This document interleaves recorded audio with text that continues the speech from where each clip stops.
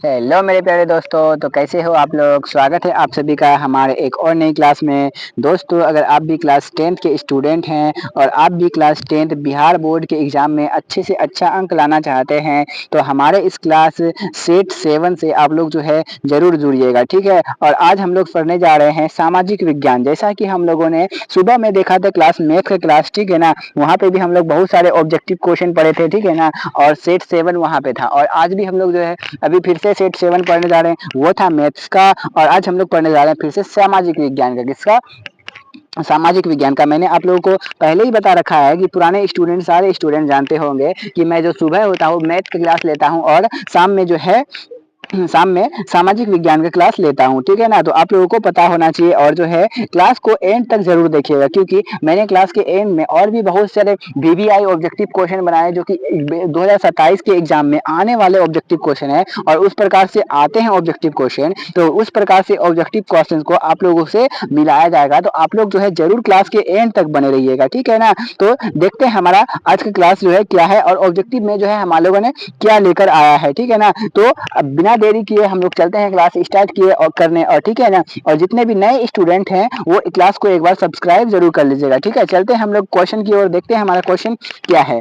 पहला क्वेश्चन कहता है हमारा, बहुत ही वीवीआई ऑब्जेक्टिव क्वेश्चन है कि कहता है कि काली मृदा का जो वो दूसरा नाम है वो क्या है। तो हमेशा याद रखिएगा कि काली मृदा का जो दूसरा नाम होता है बलुई मृदा, या फिर रेगुड़ मृदा, या फिर लाल मृदा, या फिर पर्वतीय मृदा। तो हमेशा याद रखिएगा कि काली मृदा का जो दूसरा नाम होता है वो रेगुड़ मृदा होता है। क्या होता है? रेगुड़ मृदा। तो ऑप्शन क्या हो जाएगा हमारा? बी राइट आंसर हो जाएगा, ठीक है ना। अब चलते हैं हम लोग अगली क्वेश्चन की ओर, देखते हैं हमारा अगला क्वेश्चन क्या है, ठीक है। हमारा अगला क्वेश्चन है क्वेश्चन नंबर 2। कहता है कि भारत का जो राष्ट्र पक्षी है वो कौन है। तो हमेशा याद रखिएगा कि भारत का जो राष्ट्र पक्षी है कौन है? कबूतर है, या फिर हंस है, या फिर मयूर है, या फिर तोता। तो हमेशा याद रखिएगा कि भारत का जो राष्ट्र पक्षी है वो क्या होता है? तो मयूर होता है। क्या होता है? मयूर। और एक बात आप लोग ये याद रखिएगा कि अगर आप लोगों से पूछा जाए बिहार का राजकीय पक्षी क्या है, तो याद रखिएगा कि बिहार का क्या होता है? तो गोरैया होता है। क्या होता है? गोरैया होता है। हमेशा आप लोगों को ये बातें याद रखनी है, ठीक है ना। अब चलते हैं हम लोग अगली क्वेश्चन की ओर, देखते हैं हमारा अगला क्वेश्चन क्या है। अगला क्वेश्चन है हमारा क्वेश्चन नंबर 3। क्वेश्चन नंबर 3 कहता है कि भाखड़ा नांगल जो परियोजना है किस नदी पर स्थित है। तो हमेशा याद रखिएगा कि नांगल जो परियोजना है वो किस नदी पर स्थित है। तो सतलज नदी पर स्थित है। किस नदी पर? सतलज नदी पर स्थित है। आप लोगों को हमेशा याद रखना है, ठीक है ना। इस प्रकार से बांध के भी बारे में जो बांध के बारे में पूछा गया है, जो बोलता है कि भाखड़ा नांगल, यानी कि भाखड़ा नांगल बांध जो है परियोजना किस नदी पर बनाया गया है। तो सतलज नदी पर बनाया गया है, ठीक है ना। जिससे क्या होते हैं कि बहुत पंजाब और हरियाणा जैसे देश जो है लाभान्वित होते हैं इससे, ठीक है ना। अगला है हमारा, निम्नलिखित व्यक्तियों में कौन लोकतंत्र में रंग भेद के विरोधी नहीं थे। तो हमेशा याद रखिएगा कि Martin Luther king junior, king Martin Luther. हमेशा याद रखिएगा कि उसका नाम पूरा नाम क्या होता है? तो मार्टिन लूथर किंग जूनियर है, ठीक है ना। तो किंग जूनियर है नहीं, ये तो मतलब अमेरिका में जब एक मतलब ये आंदोलन किए थे, आंदोलन का मुझे नाम याद नहीं आ रहा है, ठीक है ना।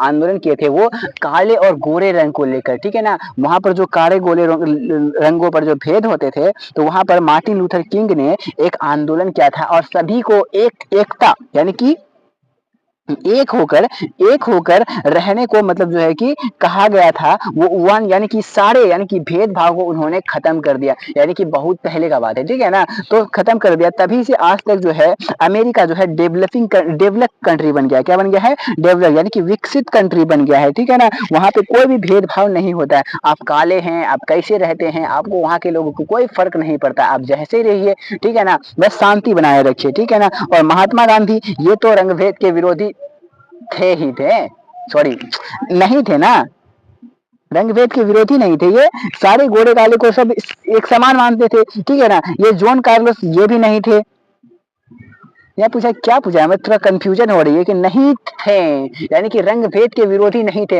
यानी कि रंग भेद में विरोध करते नहीं थे, यानी कि उसे यानी कि विरोध नहीं करते थे। इसका मतलब है कि वो चाहते थे, क्या चाहते थे कि काले और गोरे यानी कि गोरे लोग रहे हमारे देश में, क्या रहे, यानी कि वो कैसे लोग थे, वो कौन कौन थे जो कि चाहते थे कि हमारे देश में जो है गोरे लोग रहे और काले लोगों को जो है उतना वैल्यू नहीं दिया जाए, तो वो जेड गुडी थे। हम लोग डायरेक्ट आंसर पर आते हैं, तो ये जेड गुडी थे। कौन थे? जेड गुडी। और हमेशा याद रखिएगा कि महात्मा गांधी ने भी बहुत आंदोलन किए हैं, मार्टिन लूथर किंग जूनियर भी गोरे काले लोगों पर आंदोलन किए हैं, ठीक है ना, हमेशा याद रखिएगा ये बातें आप लोग। अगला क्वेश्चन है हमारा क्वेश्चन नंबर 5, कहता है कि निम्नलिखित में से किसे या फिर निम्नलिखित में से किसको प्राथमिक क्षेत्र कहा जाता है। हमेशा याद रखिएगा कि जो खेती होता है ना, खेती को हम लोग क्या कहते हैं, प्राथमिक क्षेत्र कहते हैं, याद रखिएगा, ठीक है ना। और हमेशा याद रखिएगा कि खेती क्या हो जाएगा हमारा, कृषि, यानी कि कहा जाए कृषि। हमेशा याद रखिएगा कृषि जो होता है वो प्राथमिक क्षेत्र होता है, तो ऑप्शन क्या हो जाएगा हमारा, ऑप्शन बी राइट आंसर हो जाएगा। ठीक उसी प्रकार अगर हम लोग सेवा जाने, तो सेवा जो होता है, सेवा कौन सा क्षेत्र होता है, सेवा तृतीय क्षेत्र होता है। जैसे खेती होता है वो प्राथमिक क्षेत्र होता है, क्या होता है, खेती प्राथमिक क्षेत्र, तो सेवा जो है वो तृतीय क्षेत्र होता है। और याद रखिएगा औद्योगिकी जो है वो द्वितीय क्षेत्र होता है, क्या होता है, द्वितीय क्षेत्र होता है। ये आप लोगों को याद रखना है, ठीक है ना। अब चलते हैं हम लोग अगली क्वेश्चन की ओर। अगला क्वेश्चन कहता है हमारा क्वेश्चन नंबर 6 कहता है कि बिहार में संपूर्ण क्रांति का नेतृत्व जो है निम्नलिखित में किसने किया था। तो हमेशा याद रखिएगा कि बिहार में जो संपूर्ण क्रांति का नेतृत्व किया था वो जयप्रकाश नारायण ने किया था। किसने किया था, जयप्रकाश नारायण ने। तो ऑप्शन डी हमारा यहाँ पर क्या हो जाएगा, राइट आंसर हो जाएगा, ठीक है। चलते हम लोग अगली क्वेश्चन की ओर, ठीक है ना। अगला क्वेश्चन कहता है हमारा क्वेश्चन नंबर 7 कहता है कि भारत का जो है केंद्रीय बैंक कौन है। केंद्रीय बैंक यानी कि मुद्रा जारी करता है, मुद्रा मतलब जो जारी करता है और पूरे देश में मुद्रा को फैलाता है, तो वो होता है रिजर्व बैंक ऑफ इंडिया। क्या होता है, रिजर्व बैंक ऑफ इंडिया। और इसकी स्थापना कब की गई थी, तो हमेशा याद रखिएगा कि इसकी स्थापना जो है 1935 में की गई थी। कब की गई थी, 1935 ईस्वी में इसकी स्थापनाएं की गई थी, ठीक है, हमेशा याद रखिएगा। चलते हैं हम लोग अब अगली क्वेश्चन की ओर। अगला क्वेश्चन है हमारा क्वेश्चन नंबर 8 कहता है कि बाढ़ क्या है। हमेशा याद रखिएगा कि बाढ़ से जो है ना सबसे अधिक अगर क्षति किसे होते हैं, तो याद रखिएगा कि फसलों को होती है। सबसे अधिक क्षति अगर बात बोली जाए तो फसल को सबसे अधिक क्षति होती है, ठीक है। और कैसा आपदा है, हमेशा याद रखिएगा क्या है, तो हमेशा याद रखिएगा कि प्राकृतिक आपदा है। क्या है, प्राकृतिक आपदा। क्योंकि बाढ़ तो हम लोग अपने पकड़ के, तो बाढ़ को कोई पकड़ के कोई भी मानव आदमी लेकर या फिर मनुष्य, कोई सा भी मनुष्य पकड़ के तो नहीं लेके आता है ना कि आइए बाढ़ आइए हमारे खेत में चलिए फसल को बर्बाद कीजिए, ऐसा करता है क्या, कोई नहीं करता है ना। यानी कि ये खुद से आते हैं, यानी कि ये प्राकृतिक आपदाएं हैं। क्या है, प्राकृतिक आपदाएं, ठीक है। चलते हम लोग अगली क्वेश्चन की ओर। अगला क्वेश्चन है हमारा क्वेश्चन नंबर 9 कहता है कि बाढ़ से बचने के लिए बाढ़ से सबसे अधिक हानि होती है। अभी हम लोगों ने तुरंत बताया कि बाढ़ से जो सबसे अधिक हानि होती है वो किसे होती है, तो फसलों को होती है। किसको होती है, फसलों को। यानी कि बहुत भारी मात्रा में जो है फसल हमारे क्या होते हैं, बर्बाद हो जाते हैं। क्या हो जाते हैं, बर्बाद हो जाते हैं। तो ऑप्शन ए हमारा क्या हो जाएगा, राइट आंसर। याद रखिएगा ये पशु और भवन और मनुष्य ये सबको भी नुकसान होते हैं, लेकिन सबसे अधिक बात पूछी जाए तो सबसे अधिक जो है फसल की बर्बादी ही होती है, ठीक है ना। तो इसीलिए हम लोगों को चाहिए कि बाढ़ को बहुत से मतलब जो है कि कंट्रोल करने की हम लोगों को क्या होना चाहिए, जैसे बाढ़ आने से जैसे मतलब जो है कि बाढ़ को कंट्रोल रखना चाहिए। हमेशा याद रखिएगा कि बाढ़ जो आती है हर साल हमारे मतलब गांव घरों में जो बाढ़ आती है, याद रखिएगा कि ये जो है ना हम लोगों के लिए बहुत ही मतलब जो है कि हम लोगों को सालों साल मतलब जो है कि अर्थव्यवस्था को हमारा जो है घटाते जाती है, हमारी अर्थव्यवस्था को चौपट करके चली जाती है, ठीक है ना। यानी कि कह सकते हैं कि जो भी किसान हमारे जो है अनाज को जैसे बोल सकते हैं ना सोना उगले, यानी कि जितने भी सोना किसान उगाते हैं वो सारा को क्या करते हैं, बहा कर लेके चले जाते हैं। कौन, तो बाढ़। हमेशा आप लोग याद रखिएगा, ठीक है। अगला क्वेश्चन है हमारा, हम लोग को ये क्वेश्चन नहीं देखा ना। क्वेश्चन नंबर 10 है कि रक्त और लोह की जो नीति का अवलंबन किया था वो किसने किया था। तो हमेशा याद रखिएगा कि रक्त और लोह की नीति का जो अवलंबन किया था वो बिस्मार्क ने किया था। किसने किया था, बिस्मार्क ने किया था। तो ऑप्शन सी हमारा यहाँ पर भी क्या हो जाएगा, राइट आंसर हो जाएगा, ठीक है। चलते हैं हम लोग अब अगली क्वेश्चन की ओर, देखते हैं हमारा अगला क्वेश्चन क्या है। अगला क्वेश्चन है हमारा क्वेश्चन नंबर 11 कहता है कि स्पेनिंग जेनी का जो आविष्कार हुआ था वो कब हुआ था? तो हमेशा याद रखिएगा कि स्पेनिंग जेनी का जो आविष्कार हुआ था वो 1764 में हुआ था। सॉरी 1767 नहीं ना, 1764 में हुआ था। और याद रखिएगा कि ये जो है इंग्लैंड में बहुत ही यानी कि सूती वस्त्र जैसे वस्त्र कपड़े बनाने में बहुत ही जो है फायदेमंद हुआ था। क्या होता? फायदेमंद हुआ था, हमेशा याद रखिएगा। ठीक है, चलते हम लोग अगली क्वेश्चन की ओर। अगला क्वेश्चन है हमारा क्वेश्चन नंबर 12, कहता है कि न्यूनतम मजदूरी कानून जो है कब लागू हुआ था? तो हमेशा याद रखिएगा कि न्यूनतम मजदूरी कानून जो है वो 1948 में लागू हुआ था। और भारत के लोगों को जो है इस कानून में जो है भारत को न्यूनतम मजदूरी यानी कि जो है एक दिन का जितनी भी मजदूरी बनता है वो मजदूरों को देने का क्या हुआ था, एक मतलब जो है कि कानून लाया गया था। और मजदूरी ना रखने की एक क्या बनाई थी, सीमा बनाई थी कि इतना मजदूरी मजदूरों को देना ही होगा। ठीक है ना?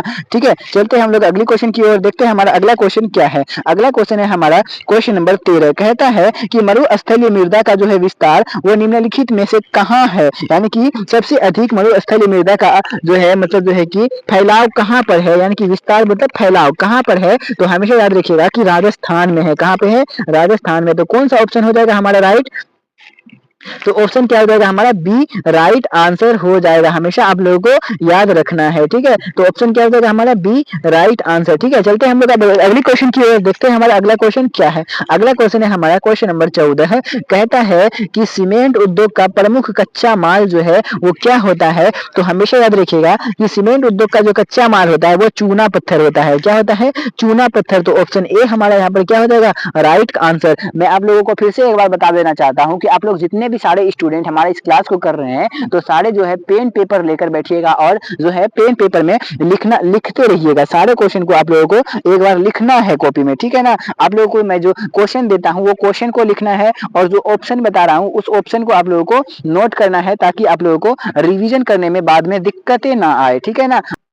तो चलते हैं हम लोग अगली क्वेश्चन की ओर, देखते हैं हमारा अगला क्वेश्चन क्या है। अगला क्वेश्चन है हमारा क्वेश्चन नंबर 15 है, कहता है कि भारत में हुए 1970 के आम चुनाव में है जो किस पार्टी को बहुमत मिला था, यानी कि जो मतलब जो है कि सरकार किस पार्टी की सरकार बनी थी? तो हमेशा याद रखिएगा कि जनता पार्टी यानी कि भारतीय जनता पार्टी, अभी जिसके किसके जानते हैं हम लोग? बीजेपी के नाम से जानते हैं। तो याद रखिएगा उसे जो है बहुमत मिले थी, बीजेपी। ठीक है ना? तो याद रखिएगा कि देश में पहली बार जो है बीजेपी का जो मतलब जो है कि सरकार बनी थी, कब बनी थी? तो 1977 के आम चुनाव में बनी थी। ठीक है, उससे पहले जो है कांग्रेस की ही सरकार चलती थी हमारे देश में। ठीक है ना? उसके बाद से जो है पहली बार अगर कोई भी पार्टी अगर जीती थी हमारे देश में तो वो 1977 के चुनाव में जीती थी। ठीक है ना? जो कि कौन थी? मतलब जो है कि जनता पार्टी जीती थी। किसने जीती थी? जनता पार्टी, जिसे हम लोग अभी बीजेपी के भी नाम से जानते हैं, यानी कि भारतीय जनता पार्टी। ठीक है, चलते हम लोग अगली क्वेश्चन की ओर, देखते हैं हमारा अगला क्वेश्चन क्या है। अगला क्वेश्चन है हमारा क्वेश्चन नंबर 16, कहता है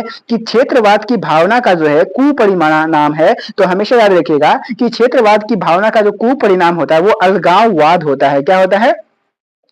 अलगाववाद। तो ऑप्शन क्या हो जाएगा हमारा? ऑप्शन डी राइट आंसर हो जाएगा। ठीक है, आप लोगों को इस प्रकार से जो है सारा क्वेश्चन जो है याद रखना है। ठीक है, क्योंकि इस प्रकार से सेम इसी प्रकार से आप लोगों के एग्जाम में जो है क्वेश्चन पूछे जाते हैं। ठीक है ना? आप लोगों को घबराना बिल्कुल भी नहीं है। ठीक है ना? अब बस आप लोगों को कंसिस्टेंसी के साथ जो है क्लास को करना है। ठीक है ना? बहुत ही मजा आएगा और अब जो हम लोग जब लाइव में आएंगे तो और भी मजा आने वाला है। ठीक है, चलते हैं हम लोग अगली क्वेश्चन की ओर, देखते हैं हमारा अगला क्वेश्चन क्या है। अगला क्वेश्चन कहता है हमारा क्वेश्चन नंबर 17 कि जिस देश की जो राष्ट्रीय आय अधिक होती है वो कहलाती है, वह देश क्या कहलाती है? तो हमेशा याद रखिएगा कि राष्ट्रीय आय का मतलब है कि राष्ट्रीय आय की देश जो है एक साल में कितना कमा रही है, यानी कि कितना मुनाफा कर रही है, तो उसे हम लोग क्या कहते हैं? राष्ट्रीय आय कहते हैं। और अगर राष्ट्रीय आय अधिक हो तो वह देश को हम लोग विकसित देश कहते हैं। क्या कहते हैं? विकसित देश कहते हैं। जैसे अमेरिका हो गया, चीन हो गया, अमेरिका, चीन, ये सब क्या है? विकसित देश है। और अगर भारत की बात बोली जाए तो भारत जो है डेवलपिंग कंट्री है, यानी कि विकासशील देश है। यानी कि हमारा जो भारत है अभी विकास कर रहा है, यानी कि विकास कर रहा है, इसका मतलब ये है कि कुछ दिन में विकसित हो सकता है। ठीक है ना? क्योंकि यहाँ बहुत अधिक मात्रा में विकास की जा रही है। ठीक है, अगला क्वेश्चन है हमारा क्वेश्चन नंबर 18, कहता है कि एक सेकेंड, क्वेश्चन नंबर 18 कहता है कि प्रत्यक्ष कर के अंतर्गत में से निम्न में से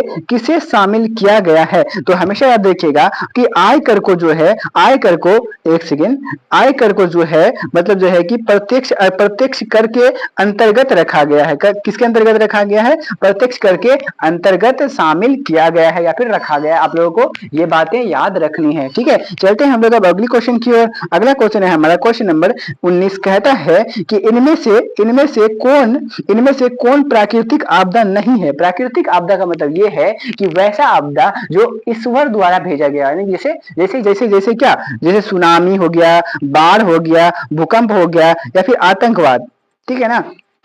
तो ये तीनों हमारा क्या हो जाएगा? प्राकृतिक आपदा। और हम लोगों को नहीं पूछा है यानी कि कौन ऐसा जो है नहीं है, तो वो क्या हो जाएगा हमारा? आतंकवाद। क्योंकि आतंकवादी जो फैलाते हैं वो कौन होते हैं? मनुष्य ही होते हैं। क्या होते हैं? कौन होते हैं? मनुष्य होते हैं। और याद रखिएगा ये जो सुनामी है, बाढ़ है या फिर भूकंप है, इसे हम लोग जो है कोई मानव जाति के लोग या फिर मनुष्य जाति के लोग पकड़ के लेके आते हैं क्या? नहीं लेके आते हैं। ये खुद ब खुद आता है। ये ईश्वर की क्या है? देन है, ठीक है ना। जो ईश्वर की देन होता है उसे हम लोग क्या कहते हैं? प्राकृतिक आपदाएं। और जो मानव द्वारा लाया जाता है, जैसे क्या हो जाएगा? आतंकवाद, सांप्रदायिक दंगे, ठीक है ना, चोर, ये सब क्या, चोरी, ये सब क्या हो जाएगा हमारा? मतलब जो है कि मतलब मानव जनित आपदा हो जाएगा। क्या हो जाएगा? मानव जनित आपदा के अंतर्गत, ठीक है। अगला क्वेश्चन की ओर चलते हैं, क्वेश्चन नंबर 20, और ये है हमारा क्या, आज का आखिरी क्वेश्चन है। आखिरी क्वेश्चन कहता है कि सूखा जो है किस प्रकार का आपदा है। हमेशा याद रखिएगा कि सुखाड़ यानी कि सूखा, बहुत धूप पड़ना, खेत फसलें या फिर हमारे जो आसपास के फसल होते हैं यानी कि जो सारे यानी कि बहुत सूख जाना। जैसे मार्च के महीने में आप लोगों ने देखा होगा कि उस समय में बहुत ज्यादा धूप होती है, मार्च, अप्रैल और मई में। कभी कभी जो बारिश होती है तो उस समय में राहत मिलती है, ठीक है ना। जब बारिश नहीं होती है तो उस समय में इतनी धूप पड़ती है कि हमारे जो सारे फसल होते हैं वो क्या हो जाते हैं? सूख जाते हैं। क्या होते हैं? सूख जाते हैं। हमेशा याद रखिएगा। और जो है ये किस प्रकार की आपदा है? तो ये प्राकृतिक आपदा है। हमें क्या क्या है? प्राकृतिक आपदा। क्योंकि सूखा यानी कि सूखा जैसे धूप, क्या हम लोग पकड़ के लाते हैं? क्या नहीं लाते हैं ना। ये ईश्वर की देन है। किसकी देन है? तो ईश्वर की देन है। हमेशा याद रखिएगा। तो यहाँ पर ऑप्शन ए हमारा यहाँ पर क्या हो जाएगा? राइट आंसर हो जाएगा, ठीक है। तो आज के लिए इतना ही था। तो बताइएगा आप लोगों को ये जो क्लास है आप लोगों को कैसा लगा? कमेंट बॉक्स में जरूर टाइप करके बताइएगा कि यस सर बहुत अच्छा लगा, या फिर नहीं लगा तो भी बताइएगा, ठीक है ना। और जो है जितने भी नए स्टूडेंट हैं, मैं आप लोगों को सजेस्ट करना चाहता हूं कि जितने भी इस क्लास में नए स्टूडेंट हैं तो वो पिछला क्लास जाकर जरूर देखिएगा। क्योंकि उन सब में भी हम लोगों ने बहुत अच्छे सब ऑब्जेक्टिव पढ़ के रखा है और बहुत सारे ऑब्जेक्टिव को हमने कवर करके रखा है, ठीक है ना। हम लोग इंपॉर्टेंट सब क्वेश्चन पढ़ रहे हैं अभी सामाजिक विज्ञान का, ठीक है ना। जब चैप्टर वाइज क्वेश्चन लाएंगे तो और भी मजा आएगा, ठीक है ना। और चैप्टर वाइज क्वेश्चन लाएंगे कब? अब ये तो बात आप लोगों को पता है। जितने भी स्टूडेंट पिछले क्लास देखकर आए हैं तो वो सारे के सारे स्टूडेंट को पता होगा कि जो है हमारा जो है अभी सब्सक्राइबर बहुत ही कम है, ठीक है ना। जिसके कारण हम लोग लाइव में नहीं आ पाते हैं, ठीक है ना। और कुछ दिन के बाद जो है जब हमारा क्राइटेरिया, सब्सक्राइबर का क्राइटेरिया जो है पूरा हो जाएगा तो हम लोग जो है आप लोगों को लाइव में आकर पढ़ाएंगे। और जब लाइव में आकर पढ़ाएंगे तो उस समय में और भी मजा आएगा पढ़ने में, ठीक है ना। तो मिलते हैं हम लोग अगली वीडियो में। तब तक के लिए धन्यवाद। जय हिंद, जय भारत।